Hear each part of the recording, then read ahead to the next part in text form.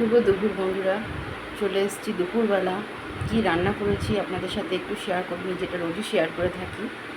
আর প্রচণ্ড গরম পড়েছে, তার কারণ হচ্ছে ভাদ্র মাস, একটা পচা গরম। ভাদ্র মাসে এমনি পচা গরম থাকে। তো যাই হোক বন্ধুরা, চলুন সারাদিনের কাজকর্মর মাঝে যেটুখানি পেরেছি রান্নাবান্না করে আপনাদের সাথে শেয়ার করে নিচ্ছি। এই যে বন্ধুরা, আজকে মেনু চলে এসছে। এইখানে আছে কালকের একটু মাছ, আর এখানে আছে একটুখানি ডাল, যেটা রাত্রিবেলা করেছিলাম। এখানে আছে একটুখানি স্যালাড কাটা,